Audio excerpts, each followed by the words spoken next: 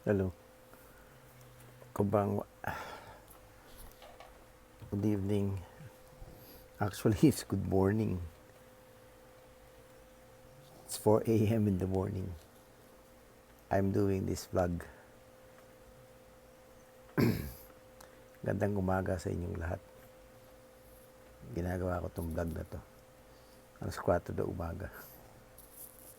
Bago ko matulog. Mano, niremind din eh. Kuno vlog ko, skuroto. Omottemasu. Umuimashita. Why? Because there was a question among the subscribers, no? Asking me why I created the 3-in-1 language level up. No? Subscribeからの質問ですけどね。なぜ3-in-1 3カ国語のブログ作ったのか聞かれました。So I was asked by a subscriber how come I named it 3-in-1 language. So I thought of explaining it now. Just a short vlog. Just to explain. Para lang ma-explain bakit 3-in-1. Ne? ちょっとした短い説明ですね。させてもらいます。Kasi ganun yun, di ba? Because, when you interpret for example, factory, no? Manufacturing company. Okay, so the site is, for example, let's say 1 week interpretation. Okay, first day is explanation of the schedule, briefing. So on that first day, of course, the schedule is in English and Japanese, and then also the participants would be, well,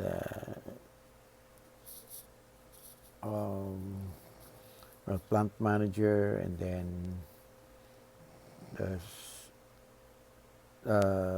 line supervisor or production line leader, etc. No? So you have both Japanese and then you have Filipinos. And so the language used will differ depending on the level of the Filipinos. For example, if it's a plant manager, well, it's in English, no? They speak in English. And if it's just line leader or operators, they speak Tagalog. So, and of course with the Japanese, it's Japanese. So the interpreter has to understand 3 languages. That's why it's a trilingual interpretation. That's the first day. The second day, third day, fourth day, it will be mostly with the operators and the assembly line. So just the how do you call that, assembler, etc. So it's basically in Tagalog and Japanese and Tagalog. And then the final day, which is the most difficult, of course the local executives, okay, the executive level, the high officials, no, from other, let's say, affiliate companies, they join the meeting at the conference room, and there will be a presentation, PowerPoint presentation. Of course, what's expected to be used is English, and so that's where the fluency in the three languages, in that kind of interpretation, is really needed. Okay, so there's some cases in which the interpreter on the final day, they back out because of their English proficiency level, which is not enough. Then they sometimes they even panic. That's why it's a different setting here in the Philippines. Unlike in other countries, it's basically only bilingual, only two languages. Here in the Philippines, because of the socio-economic structure also of the society, depending on what kind of work you do, if it's manual or it's managerial, it either is English or Tagalog or like that. No? Unlike in Japan, it's all Japanese. Whether you're an ordinary manual laborer, or let's say the president of the company, it's all in Japanese. So Japanese and English. So in the Philippines, it's different. だから今、日本に切り替えるんですけど、フィリピンでのね、その通訳はやはり3カ国語が必要になってきますね。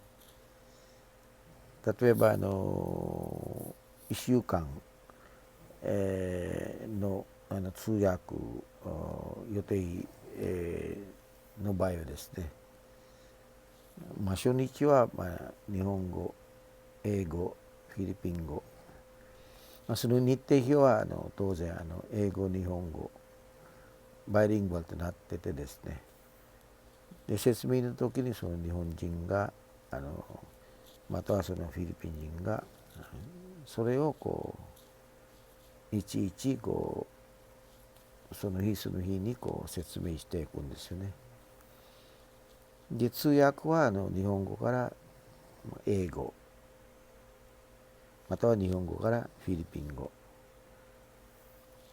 基本的にはそのマネージャーレベル、フィリピン人のマネージャーレベルが来てれば、英語に なりますよね。英語で話しますよね。で、そのレベルが低ければ低いほどそのタガログに切り替えていくんですね。例えばその作業者、またはその生産ラインで働くその単純労働ですから人だったら、フィリピン人だったらフィリピン語になってしまいますよね。英語はあまり流暢じゃないですね。上手じゃない。だからこの3カ国語が必要になってきますね。でその英語いくら上手であってもそのフィリピン語できなければですね、ダメですね。通用しないですね。